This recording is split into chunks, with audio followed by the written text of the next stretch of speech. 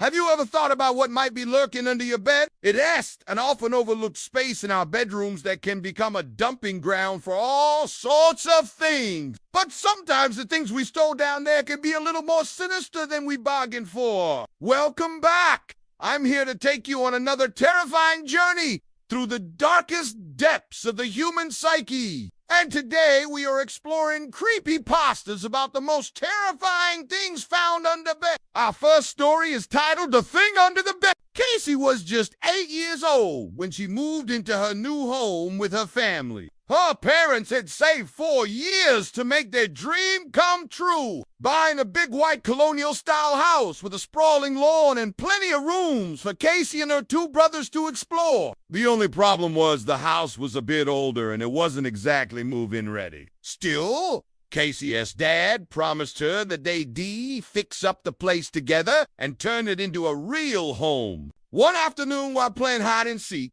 Casey found the perfect hiding spot beneath her bed. It was dark and dusty, but she loved the cozy enclosed space. That is until she heard a strange scratching noise coming from the other side of the bed frame. She tried to ignore it, telling herself it was probably just some animals, or maybe just the pipe. But then the scratching started again and something heavy started dragging itself closer and closer to where she was hiding. Casey screamed for her mom and ran out from under the bed.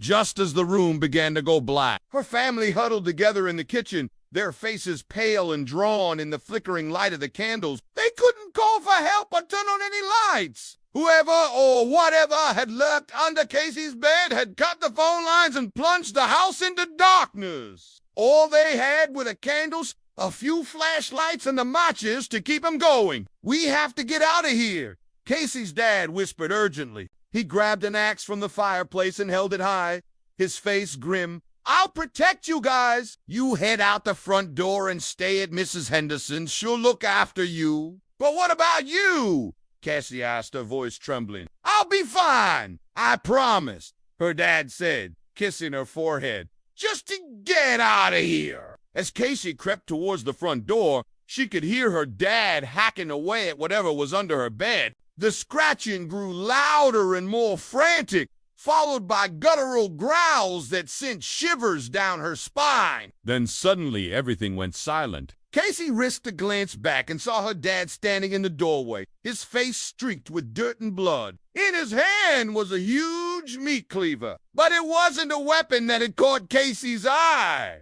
It was what was attached to it. Her dad had hacked off the head of a dog, its fur matted and bloody. But that wasn't the worst part. As Casey stared in horror, the dog's eyes snapped open and it lunged at her. She screamed and stumbled back, knocking over a vase and sending shards of glass tinkling across the floor. Startled by the commotion, the dog dropped the head and slunk back into the shadows. Casey didn't hesitate. She fled into the night, not stopping until she reached Mrs. Henderson's house. Shaking and sobbing, she explained what had happened.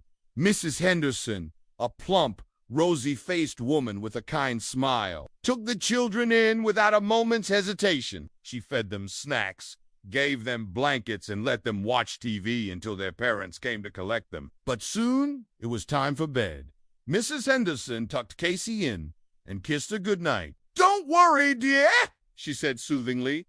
"That dog isn't going to hurt you. It's harmless." "But you don't understand," Casey cried, burying her face in her pillow.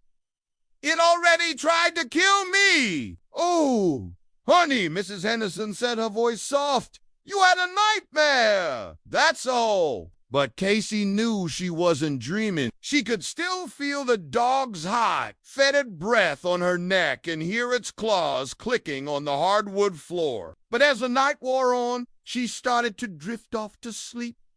Maybe Mrs. Henderson was right, she thought. Maybe it had all been a bad dream. Then suddenly she heard a scratching sound. It was coming from underneath her bed.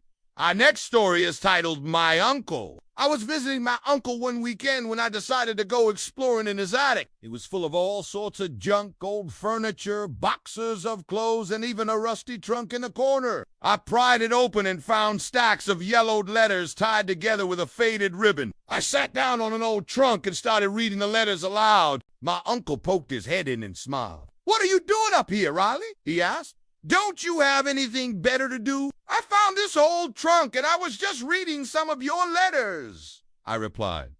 "They're really interesting." My uncle's smile faded and he stepped inside. "Please don't read my things," he said quietly. "I want to forget about them." "Okay," I said, feeling a sudden chill. "I'm sorry. I won't read your things anymore." I left the attic and went to my room. It was small and cluttered, just like the rest of the house. I threw my stuff on the floor and sat down on the edge of the bed, staring at the worn-out carpet. That's when I heard a scraping sound coming from underneath the bed. I looked around, but there was nothing there, so I just shrugged and went back to my phone. But then the scraping started again. This time it sounded like someone or something was trying to claw their way out. I crawled under the bed to investigate. At first I couldn't see anything, but then I spotted a pair of feet. They were bare and covered in dirt. I reached out and grabbed one of the ankles. It was bony and cold.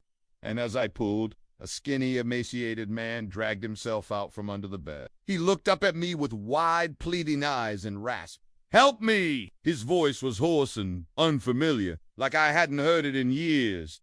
"Who are you?"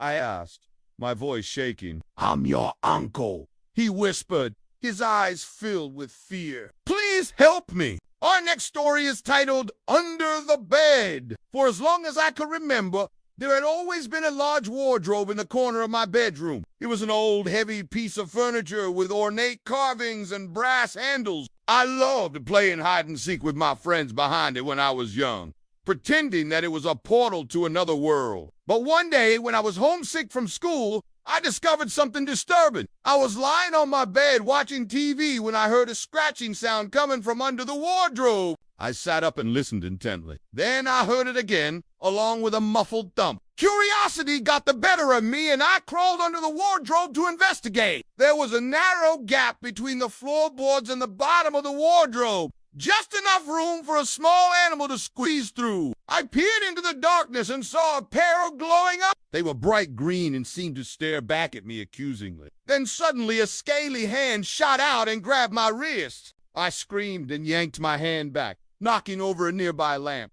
That creature hissed and retreated back into the darkness. Adrenaline surged through my veins as I scrambled away from the wardrobe, knocking over a chair and a bookshelf in my haste. I stood frozen in fear, my heart pounding in my chest. What had I unleashed? I never went back to check, but sometimes late at night I can still hear the scratching and thumping sounds coming from under the wardrobe. And sometimes when I wake up in the middle of the night, I can swear I hear a pair of glowing eyes staring back at me from the darkness. Thank you for joining me today. If you enjoyed this video, please leave a like and share with a friend. And if you haven't already, subscribe and join our growing community. Until next time, stay safe and watch your step, because you never know what might be lurking under your bed.